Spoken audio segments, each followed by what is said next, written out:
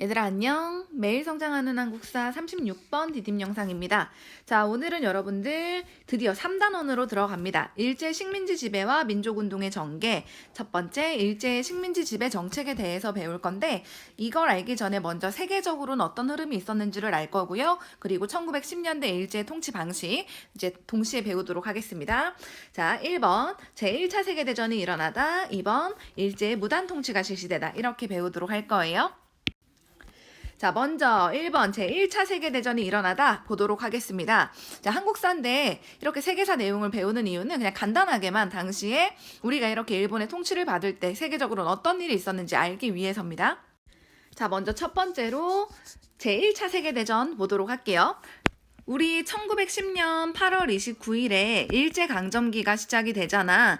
자, 그러면 일제강점기가 시작된 지 4년 정도 지났을 때 이제 제1차 세계대전이 터지게 되는데 그 내용 한번 보도록 할게.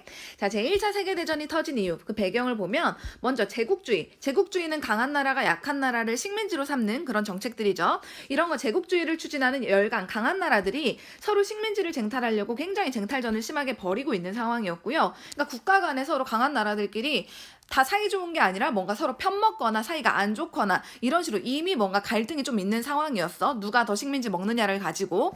자, 그래서 유럽에서는요, 여러분들 두 팀으로 나뉘어서 계속 갈등이 일어나고 있었어요. 바로 한 팀은 삼국 동맹이라고 불리고요. 밑에 있는 지도로 볼게요. 여기는 독일, 그 다음에 밑에 있는 이탈리아, 그 다음에 오스트리아, 헝가리 제국. 이들이 한 팀을 맺은 거 삼국 동맹이라고 합니다. 이거 어떻게 외우겠어? 앞글자 따서 이. 독이든 오인가? 도고이. 이렇게 도고이는 삼국동맹.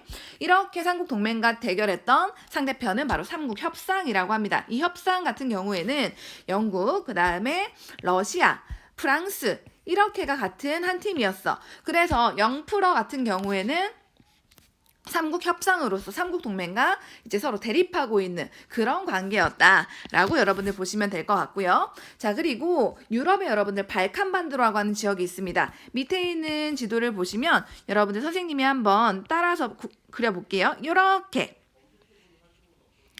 지금 선생님이 이렇게 표시한 이 지역 바로 발칸반도라고 하는데요. 여기 보시면 아시겠지만 좁은 땅에 굉장히 많은 나라들이 있거든요. 좁은 땅에 굉장히 많은 나라들이 이렇게 있는 거 다 보이지?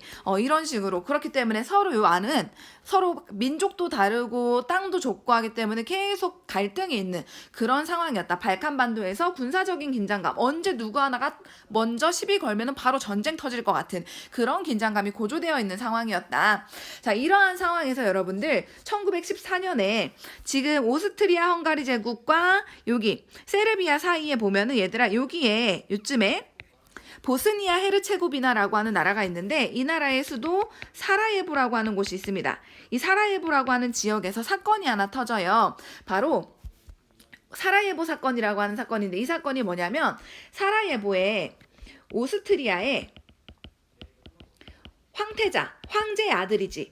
황태자 부부가 이제 거기를 이제 시찰을 갔는데 이 오스트리아 황태자 부부, 즉 오스트리아의 반감을 가지고 있던 당시에 세르비아 청년이 19살 청년이 이 오스트리아 황태자 부부를 이 사라예보에서 총으로 쏴서 저격해서 암살해버리는, 죽여버리는 사건이 터져요. 그게 바로 사라예보 사건이라고 합니다. 오스트리아 입장에서는 갑자기 황태자 부부가 세르비아 청년에 의해서 죽은 거니까 이거 말도 안 되는 상황이잖아. 그래서 당시에 오스트리아가 이 세르비아에게 선전포고를 하게 됩니다. 너네 나라 청년 때문에 우리 황태자 부부가 죽었다라고 하면서 자, 오스트리아 헝가리 제국에 이 오스트리아가 세르비아에게 선전포고를 하니까 당시에 독일과 이탈리아 같은 동맹국이기 때문에 같이 오스트리아를 지원을 해줘요. 그리고 세르비아 같은 경우에는 얘들아 러시아랑 친했거든. 왜냐하면 이 둘이 같은 민족이야. 슬라브족이라고 해서. 그래서 세르비아가 오스트리아한테 이제 전쟁 선포를 받으니까 러시아가 그러면은 너는 우리가 도와줄게 하고 러시아가 세르비아 편을 드니까 같은 협상국이었던 영국 그리고 프랑스 같은 경우에도 이 러시아 편을 들어서 이렇게 세 개가 두 팀으로 나눠가지고 원래는 오스트리아와 세르비아의 싸움인데 세계 대전으로 확대되게 됩니다. 즉 이 사라예보 사건으로 인해서 제1차 세계대전이 터진다는 소리야. 이거는 여러분들 알아두셔야 돼요. 자, 이렇게 제1차 세계대전 같은 경우에는 삼국동맹을 중심으로 한 동맹국, 그리고 삼국협상국은 연합국이라고 불러요. 협상국 플러스 다른 나라들 막 들어와가지고. 자, 이렇게 동맹국과 연합국으로 나뉘어가지고 이제 제1차 세계대전이 전개가 되게 되고요. 이 당시에 일본 같은 경우에는 어디에 가담을 하냐면 바로 연합국에 가담을 하게 됩니다. 근데 이 제1차 세계대전 자체가 여러분들 미국도 연합국에 가담하게 되면서 연합국의 힘이 너무너무 세져가지고 연합국의 승리로 끝나게 돼요. 이게 1918년에 끝나게 되고요. 그 결과 이 제1차 세계대전은 이 유럽 땅에서 발생한 거잖아. 근데 미국과 일본 같은 경우에는 미국은 아메리카 대륙에 있고 일본은 아시아 대륙에 있으니까 전쟁터가 아니어서 그냥 무기를 지원해주거나 물자를 지원해주는 정도로 해서 별로 타격을 안 입어. 미국과 일본은. 오히려 군수물자들 팔면서 오히려 경제적 이득을 얻어서 굉장히 국력이 성장하게 되고요. 제1차 세계대전을 통해서 미국과 일본 같은 경우에는 오히려 국제사회에서 굉장히 영향력이 확대되는 그러한 결과를 낳게 됩니다. 자, 방금까지 봤던 제1차 세계대전 1914년에 사라예보 사건을 계기로 해서 터졌다고 배웠죠. 자, 그리고 세르비아 편 들어준 러시아 같은 경우에는 바로 연합국이었고, 자, 러시아 같은 경우에는요, 여러분들 연합국에 들어가서 열심히 동맹국과 싸우고 있었어. 독일, 오스트리아, 헝가리 제국, 이탈리아 이런 나라들과. 근데 이 러시아가 제1차 세계대전을 참전한 이후에 계속 이 동맹국에게 지는 거야. 전투를 할 때마다 져. 그리고 전쟁이 길어지면 길어질수록 러시아의 국민 생활들은 너무너무 악화되고 먹을 것도 없지, 전쟁에 나가면은 뭐 이기는 것도 없지, 너무 힘든 상황이 지속되다 보니까 여러분들 러시아에서 혁명이 터집니다. 제1차 세계대전 중간에 터져버려요. 바로 그걸 1917년에 러시아 혁명이라고 합니다. 제1차 세계대전이 1914년에 시작해서 1918년에 끝나니까 끝나기 바로 이제 1년 전에 터진 사건이라고 보시면 돼요. 자, 이거 어떻게 전개되냐? 러시아 혁명은 여러분들 총 두 가지 사건을 합쳐서 러시아 혁명이라고 부르거든. 바로 1917년 3월에 혁명이 한번 터지고요. 그리고 11월에 또 한 번 혁명이 터지는데 이 두 가지를 합쳐서 러시아 혁명이라고 부르는 겁니다. 자, 안 그래도 지금 계속 지면서 러시아 국민들 너무 힘들다고 했지. 그러면서 여러분들 노동자와 군인들이 이렇게 거리로 나오기 시작을 해요. 밑에 있는 사진처럼 거리로 나와서 우리에게 먹을 것을 달라, 그리고 전쟁도 중지해라, 이런 것들을 요구를 하면서 이제 혁명을 일으킵니다. 그러면서 당시에 러시아는요, 여러분들 황제가 다스리는 제정국가였어요. 전제 정치를 하고 있는 제정국가였는데 황제의 정치, 즉 재정이 결국에는 이 농민들과 군인들과 노동자에 의해서 붕괴가 되게 되고요. 러시아 재정이 타도되고, 그리고 이제 재정이 없어졌으니까 새롭게 임시적인 정부가 있어야 될 거 아니야. 그래서 임시정부가 수립됩니다. 즉 3월 혁명으로 러시아의 황제는 쫓겨나게 됐어. 황실은 이제 없어졌어. 근데 이 임시정부 같은 경우에는 이제 당시에 3월 혁명이 일어난 게 전쟁 그만하고 우리 먹을 거 주세요라고 해가지고 일어난 거잖아. 근데 이 임시정부가 이런 백성들의 말을 듣지 않고 계속적으로 전쟁을 지속을 하게 되는 거야. 그래가지고 왜 우리 말을 안 들어주지? 라고 하면서 노동자, 농민, 군인들이 다시 한번 임시정부를 뒤집어 엎는 혁명을 일으켜요. 그게 바로 11월 혁명이 되겠습니다. 이 11월 혁명을 이끌었던 거는 바로 이 사람, 너무 유명한 사람이죠. 레닌이라고 하는 사람이고요. 레닌과 그리고 당시의 사회주의자들, 이 사람들이 같이 힘을 합쳐서 새로운 혁명 정부를 수립을 하게 됩니다. 자, 그러면서 이제 세계 최초로 이 레닌과 사회주의자들이 정부를 수립했기 때문에 세계 최초로 사회주의 국가가 이 지구상에 탄생을 하게 되는 거죠. 자, 러시아 혁명으로 인해서 여러분들 세계 최초로 사회주의 국가가 탄생을 했어. 사회주의 국가는 선생님 중국이나 북한처럼 독재하는 거 아니에요? 이렇게 말하는 친구가 있을 것 같은데, 여러분들 사실 사회주의니 뭐 이런 것, 뭐 공산주의니 이런 것들은 정치 체제가 아니라 경제를 뜻하는 거거든요. 경제 용어예요. 자, 경제 체제 이거 한번 비교해 볼게. 경제 체제 비교. 요건 여러분들 포스트잇이나 아니면 학습제 여백에 적어 놓으세요. 이거 적은 친구들은 선생님이 도장 하나 보너스로 줄 테니까 수업 시간에 말해줘야 돼. 자, 한번 선생님이랑 비교를 해볼게. 우리나라 대한민국 같은 경우는 여러분들 자본주의 국가죠. 그리고 너네가 알고 있는 북한 같은 경우에는 사회주의 국가입니다. 여러분들 사회주의, 공산주의 엄연히 말하면 좀 다르기는 한데 지금은 뭐 그냥 같이 이해해도 무리는 없을 것 같아요. 같은 거라고 생각해. 자본주의는요, 여러분들 일단 기본적으로 사유재산을 인정합니다. 개인이 돈을 벌고 개인이 돈을 가지는 거 인정해. 하지만 사회주의 같은 경우에는 사유재산을 인정하지 않아요. 모두 공통, 모두의 것이다 라고 하죠. 그러면서 이제 자본주의에서는 자유롭게 경제활동하는 거 인정합니다. 너네 알바하면 알바하고 싶으면 알바하고 그 돈 너네 거잖아. 국가가 안 가져가잖아. 그지? 근데 사회주의 국가 같은 경우에는 자유보다는 뭔가 일을 하면은 분배하고 평등하게 나누는 거, 분배와 평등을 더 강조를 해요. 같이 일하고 똑같이 n분의 1로 나눠 갖고, 이런 게 바로 여러분들 사회주의 국가의 경제 체제라고 볼 수 있겠습니다. 즉 자본주의나 사회주의나 이런 것들은 뭐 누가 독재를 하고 말고 이렇게 정치가 아니라 어떻게 경제가 운영되느냐로 여러분들이 이해를 하셔야 돼. 요거는 여러분들 반드시 써가지고 오셔야 돼요. 이해를 해야 돼. 근데 러시아 혁명으로 인해서 채택한 경제 체제는 바로 이 사회주의라는 거죠. 즉 세계 최초로 이제 사회주의 국가가 등장을 하게 된 겁니다. 자, 이렇게 러시아 혁명의 결과 한번 볼게요. 먼저 코민테른이라고 하는 국제공산당 조직이 창설이 됩니다.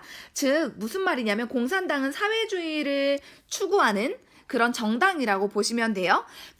러시아 혁명이 터지고 나서 러시아 주변의 각 국가들에서 나도 이제까지 맨날 돈 많은 애들한테 억눌려 살았는데 자본주의는 돈 많은 놈들한테 부익부 빈익빈으로 돈 많은 놈들한테만 좋은 거고 우리 같은 농민이나 노동자들이 이렇게 없이 사는 사람들은 사회주의가 훨씬 더 좋아. 우린 사회주의를 추구할 거야 라고 정당을 만들면 그건 공산당인 거야. 자, 그래서 이 러시아 주변에 이런 공산당들이 엄청나게 많이 러시아 혁명 이후에 만들어지게 돼요. 러시아 혁명의 자극을 받은 거지. 그거를 하나하나 다 국가별로 모았어.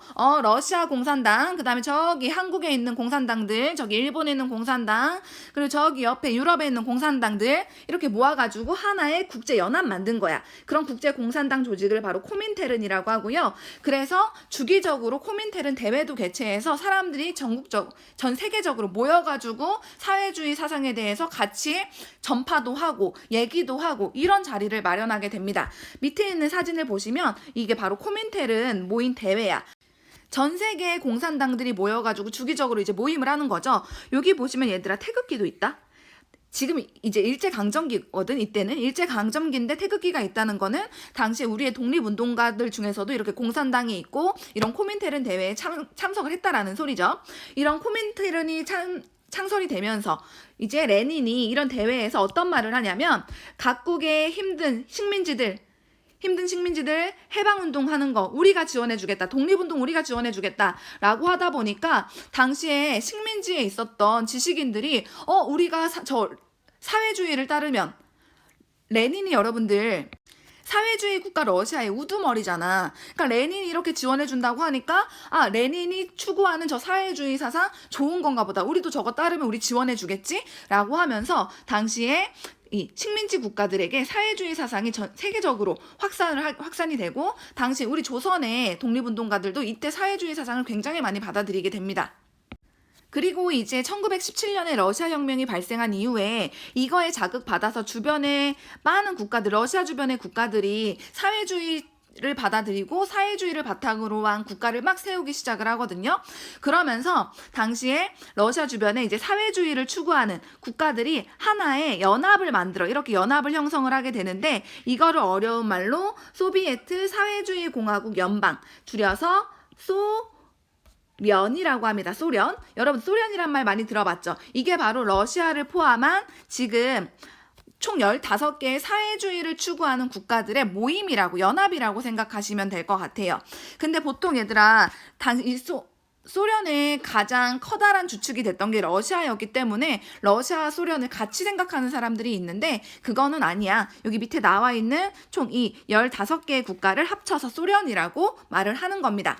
근데 여기 나와 있는 소비에트가 뭐냐면 소비에트는 농민, 노동자, 하급 군인들 다 사회의 최하층이잖아. 이런 사람들의 모인 기구라고 보시면 될 것 같아요. 즉 사회주의 국가에서는 이런 없는 사람들, 즉 돈이 없는 무산계급이라고 하죠. 이 무산계급들이 중심이 돼가지고 국가를 이끌기 때문에 사회주의 국가는 그래서 이들이 이끄는 사회주의 공화국 연방이다라고 해서 소련이라고 하는 겁니다. 여러분들 유튜브에 소련 여자라고 굉장히 유명한 유튜버가 있잖아. 이 사람이 소련 여자지만 자본주의가 좋다라고 하는 것 왜냐하면 소련이 사회주의 국가이기 때문이죠. 그러니까 이런 드립 치는 거야. 자, 이렇게 여러분들 세계적인 상황도 봤고요. 이제 본격적으로 이제 일제강점기, 일제 무단 통치가 실시되다 한번 들어가 보도록 하겠습니다. 자, 먼저 여러분들 일제강점기라고 하면은 1910년 8월 29일부터 1945년 8월 15일까지를 여러분들 일제강점기라고 하죠. 일본에 의해서 우리가 강제로 점령당한 시기, 일본 제국주의 국가에 의해서 강제로 점령당한 시기라고 해서 일제강점기라고 하는 건데 일제강점기는요 여러분들 1910년대, 1920년대, 1930년대 이후 각각 일제 식민지 지배 정책이 다르기 때문에 이렇게 세 시기로 구분하시면 될 것 같아요. 그래서 1910년 국권 피탈, 한국 병합조약으로 인해서 우리가 강제로 국권을 뺏길 때부터 3.1운동까지를 여러분들 무단통치라고 하고요. 무단통치 시기. 3.1운동 이후부터 만주사변 이전까지를 문화통치 시기라고 하고요. 그 다음에 1931년 이후부터 우리가 광복을 맞이할 때까지 1930년대, 40년대는 민족말살 통치 시기라고 하는 거죠. 우리는 먼저 이 무단통치에 대해서 배워보도록 하겠습니다. 자, 헌병경찰을 통한 무단통치 한번 보도록 할게요. 일제강점기의 시작이라고 볼 수가 있는 거고요. 1910년대의 통치 방식입니다. 자, 먼저 보면 일제는요, 여러분들 조선총독부를 설치를 합니다. 바로 이 조선총독부는요, 이 일본이 조선을 식민통치하는데 최고 기구의 역할을 했던 거고요. 이 조선총독부의 제일 높은 사람은 바로 조선총독이라고 불렀습니다. 조선총독은요, 여러분들 누가 임명이 되냐면 일본의 육군이나 해군대장 출신으로 임명이 돼요. 즉 군인이 임명이 된다는 거예요. 굉장히 엄격하고 체계적이고 가차없는 사람들로 임명이 된다라는 거죠. 그리고 이 조선 총독 같은 경우에는 행정권, 입법권은 여러분들 법을 만드는 거, 사법, 법을 판단하는 거, 그리고 군대 지휘권 모든 걸 가지고 있는 게 바로 조선 총독이고요. 일본 왕 다음으로 높은 그런 직책이었다고 합니다. 이런 조선 같은 경우에는 이렇게 총독을 중심으로 한 식민지배 체제가 마련이 되었다라고 여러분들이 아시면 될 것 같아요. 밑에 있는 사진 보시면 이게 바로 조선총독부 건물이고요. 조선총독부 건물은 여러분들 광복 이후에도 굉장히 오랫동안 유지가 되다가 1995년 8월 15일에 이렇게 김영삼 정부 때야. 이 김영삼 대통령 때 철거를 해버립니다. 이 조선총독부가 없어지고 나니까 이 조선총독부 뒤에 있는 우리의 궁궐 경복궁이 이렇게 잘 보이게 되는 거죠. 이거와 관련된 썰은 선생님이 수업 시간에 풀어줄게. 자, 이제 무단통치의 실시 더 구체적으로 볼게요. 무단통치 시기 1910년대는요 여러분들 헌병경찰 제도가 실시가 됩니다. 헌병경찰이라고 하면 여러분들 쉽게 말해서 군인이야. 사실 군인인데 경찰 업무를 하는 군인이야. 여러분들 보통 경찰 하면은 우리를 지켜주고 질서를 유지해주고 굉장히 좋게 여러분들이 생각이 되잖아. 근데 이 군인경찰, 헌병경찰 같은 경우에는 군대 내에서 경찰 역할을 하는 군인이기 때문에 굉장히 엄격하고 딱딱하고 조금이라도 질서를 흐트러뜨리면 가차없이 처벌하고 좀 이런 게 있거든. 왜냐면 군대 내에서 헌병경찰이 군대의 질서를 유지하는 역할을 하기 때문에 굉장히 이제 딱딱하고 무섭단 말이죠. 근데 이거를 일반 사람들에게 적용을 한 거야. 군인들이 와가지고 경찰 업무를 하다 보니까 다 이렇게 총 들고 있고 칼 들고 있고 이렇게 헌병이라고 하는 완장 차고 다니면서 무섭게 이렇게 분위기 잡고 다니니까 당시에 조선 사람들은 헌병 경찰 왔다 갔다 하면 벌벌벌 떠는 거지. 당시에 이 헌병 경찰이 치안을 유지를 하고 즉 질서를 유지를 하고 행정 업무를 담당을 하게 되고요. 이 헌병 경찰에게는 여러분들 바로 즉결 처분권이라고 하는 게 있었습니다. 즉시 결정해서 처분할 수 있다. 즉시 결정해서 벌을 줄 수 있다. 처벌할 수 있다. 이런 뜻이거든. 딱 조선 사람들 지나갔을 때 왠지 인상이 마음에 안 들고 쟤 왠지 독립운동가 같아. 그러면은 증거 없어도 그 자리에서 즉시 결정해서 죽여버리거나 이렇게 벌을 주거나 할 수 있는 권한이 있었다라는 거야. 그럼 사람들은 이제 헌병경찰 지나갈 때마다 죄가 없어도 막 떨리는 거야. 괜히 눈치 보게 되고 굉장히 공포스러운 상황에서 통치가 실시가 된다는 거죠. 즉 강력한 무단 통치가 실시되는 그런 모습들을 헌병경찰 제도 통해서 알 수가 있습니다. 무단 통치라고 하면 얘들아 무단은 말 그대로 폭력, 무력을 말을 하는 거야. 폭력적인 정치야. 그래서 이런 무단 통치 시기에는 헌병 경찰뿐만 아니라 일반 관리들이나 일반 공무원들, 학교의 교원들, 행정실 선생님 아니면은 이런 일반 선생님들, 이런 선생님들한테 제복을 입히고 칼을 차게 해. 당시 얘들아, 밑에 있는 사진 한번 볼래? 이게 당시 선생님들 사진인데 이렇게 제복 입고 칼 차고 있는 모습 보이지? 공포 분위기가 조성되는 거야. 선생님 말을 잘 들을 수밖에 없어. 말 안 들으면 모가지에 칼이 들어오는디? 정말 무서운 거지. 공포스러운 분위기 속에서 이제 학교를 다녔어야 됐고요. 그리고 기본적인 우리의 권리, 기본권을 박탈을 하고 민족운동도 엄청나게 탄압을 합니다. 그래서 여러분들 한번 이제 눈 밖에 나가지고 죄가 있다고 해서 끌려 들어오게 되면은 이렇게 밑에 한번 보세요. 사진. 엉덩이를 까고 지금 맞고 있는 거잖아. 이렇게 엉덩이를 때리는 형벌을 여러분들 태형이라고 합니다. 태형이라고 하는데 이 태형 같은 경우에는 당시 대한제국에서도 너무 이건 잔인하다라고 해가지고 아예 금지를 시켰던 법 중에 하나야. 왜냐면 이거 5대만 맞아도 살점이 다 떨어져 나가고 10대 이상 맞으면 못 걸어. 그냥 장애를 얻는다고 생각을 해야 돼. 그래서 이거는 금지가 됐었는데 일제강점기에 와서 1912년에 조선 태형령이라고 하는 명령이 실시가 됩니다. 이 내용을 한번 볼게요. 제11조 태형은 엉덩이 때리는 거, 감옥 또는 즉결 관서에서 비밀리에 행한다. 비밀스럽게. 그리고 본명령은 조선인에 한해서만 적용한다. 일본 사람들은 안 때리는 거야. 조선 사람들만 이렇게 때리겠다는 거야. 자, 시행규칙 1조. 태형은 수용자를, 이 잡은 사람을 형판 위에 엎드리게 하고 그자의 양팔을 좌우로 벌리게 하여 형판에 묶고 양다리도 같이 묶은 후 볼기, 엉덩이에요. 엉덩이 부분을 노출시켜 태로 친다. 이렇게 나와 있는데 너무 웃기잖아. 조선 사람들만 때린다는 게. 엄청나게 너무 차별적이고 공포스럽고 말도 안 되는 폭력적이고 억압적인 그런 제도라고 볼 수가 있는 거죠. 이 조선 태형령은 여러분들 1910년대 무단 통치 시기를 상징하는 하나의 굉장한 증거라고 볼 수 있기 때문에 이거는 여러분들 좀 외워두셔야 돼요. 이거는 무단 통치 시기. 자, 그리고 언론. 공식적으로 신문을 내거나 보도를 하는 것들, 출판, 책을 내는 거, 집회, 사람들이 모이는 거, 결사, 모임을 만드는 거, 이런 자유들 전부 다 박탈해버리고요. 한국인이 발행하는 신문 전부 다 폐간해버리고 정치단체나 학회들, 학문을 연구하는 기관들 이런 것들 전부 다 해산을 시키게 됩니다. 우리에게 주어지는 자유가 하나도 없다고 생각하시면 돼요. 자, 그리고 1911년에는 제1차 조선교육령이 공포가 되는데 발표가 된다는 소리야. 이거는 여러분들 식민지 조선에서 이러이러한 교육을 실시하겠다라고 하는 내용을 담고 있습니다. 그 내용을 간략하게 보면 먼저 식민지 조선에서는 보통교육은 여러분들 기초적인 교육을 말하는 거예요. 읽고 쓰고 셈하고 이런 것들. 그리고 실업교육 같은 경우에는 직업과 관련된 기술교육 이런 거 위주로 편성을 하게 되고요. 한국인에 대한 고등교육의 기회는 거의 박탈한다고 생각하시면 돼요. 즉 고등학교 이상, 대학교 이런 높은 수준의 교육은 안 시킨다는 소리야. 굉장히 초보적인 교육만 실시합니다. 즉 조선 사람들한테 높은 거, 너네 알 필요 없다. 똑똑하면 피곤해진다. 너네는 그냥 기초교육만 받으면 충분하다. 왜?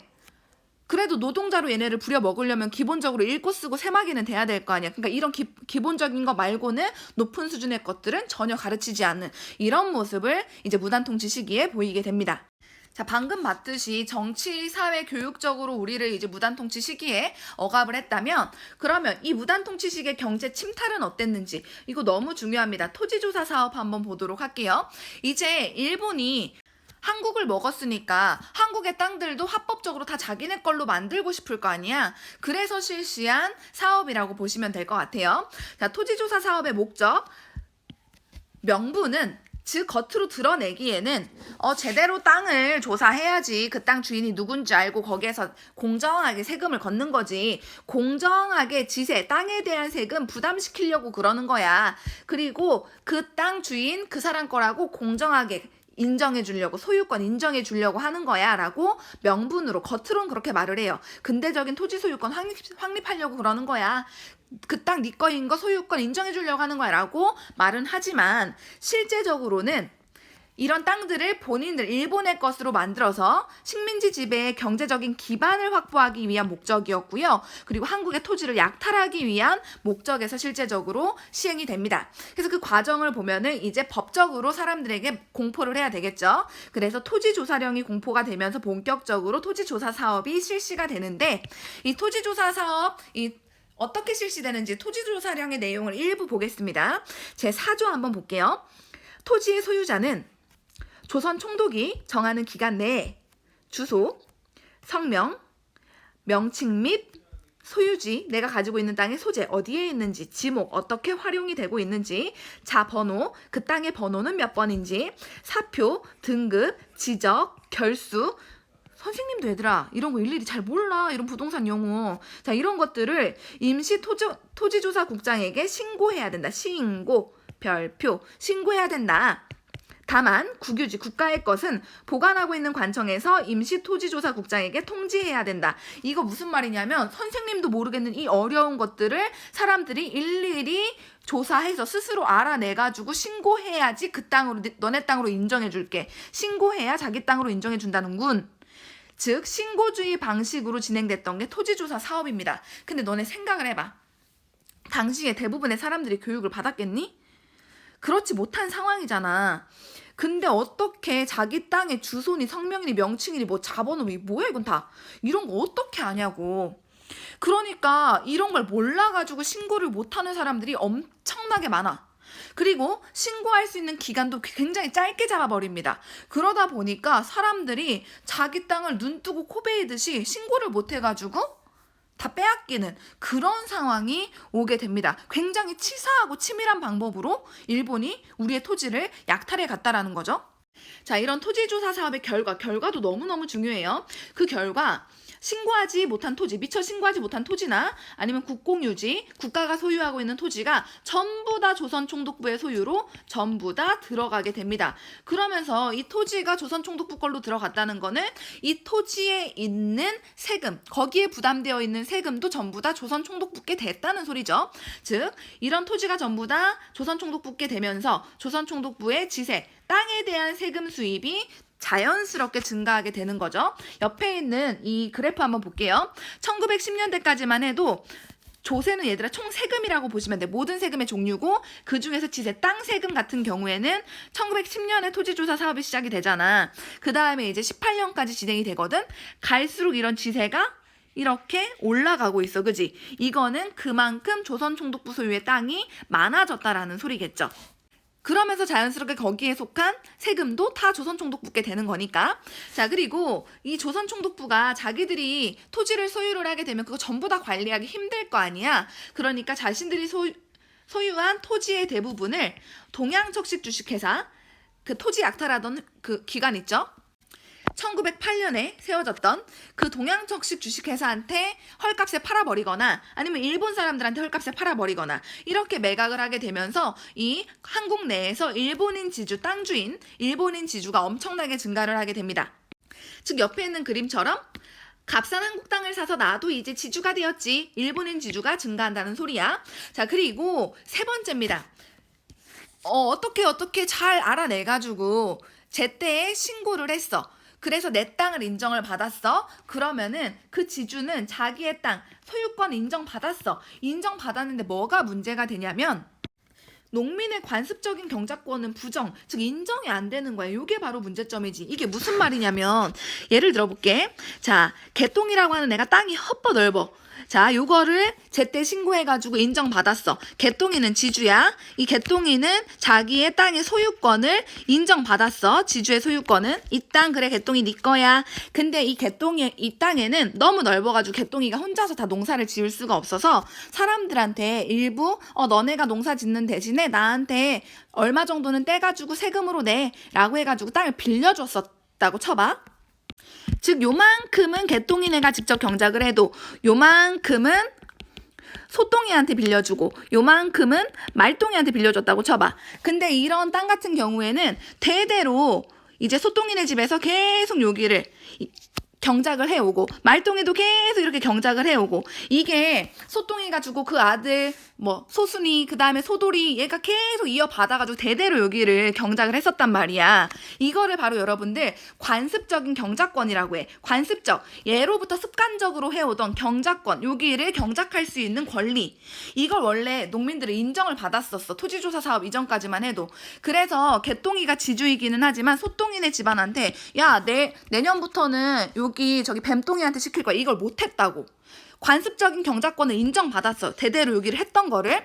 근데 토지조사 사업 이후에는 지주의 개똥이의 이 소유권만 땅 가진 권리만 인정을 해주고 소똥이랑 말똥이가 대대로 여기 경작할 수 있었던 권한 관습적인 경작권을 인정을 안 하다 보니까 이런 소똥이나 말똥이 같은 땅을 빌려서 농사를 짓던 이런 소작농들 같은 경우에는 다 그냥 기한부 계약 소작농으로 전락해버려. 이전에는 마음 편히 내년에도 우리 집안이 하겠지라고 했는데 이제는 개똥이 다 마음대로 돼버린 거야.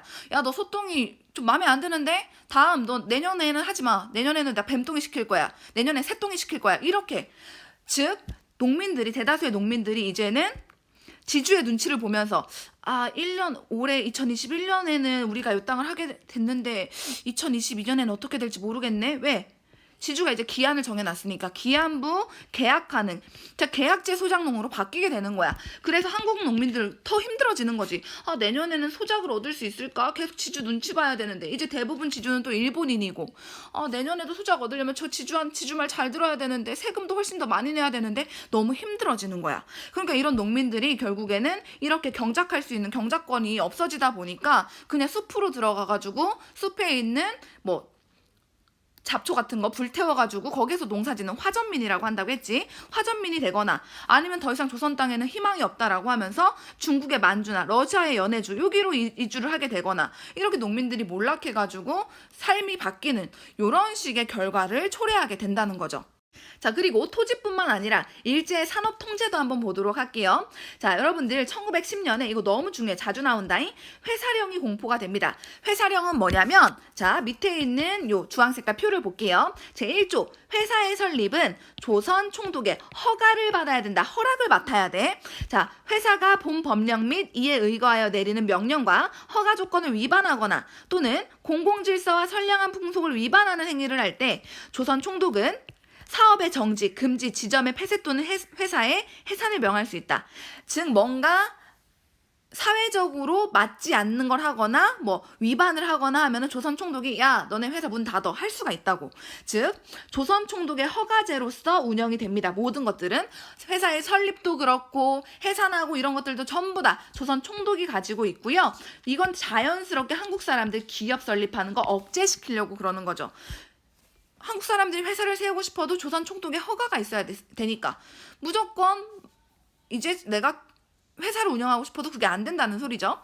자 그리고 기타 산업이 많이 약탈을 당합니다. 일제가 각종 자원을 독점을 하게 되는데 즉 물고기를 잡거나 아니면은 그런 해산물, 수산물들을 얻거나 이런 것들, 그 산림, 숲에서 뭔가를 얻는 것들, 그리고 광업, 광산을 캐는 광물을 캐는 것들 이런 것들 조선 광업령 이런 거 공포해가지고 이런 것들은 일본이 주도해서 다 가져간다라는 내용으로 이제 일본이 자원을 독점을 하게 되고요.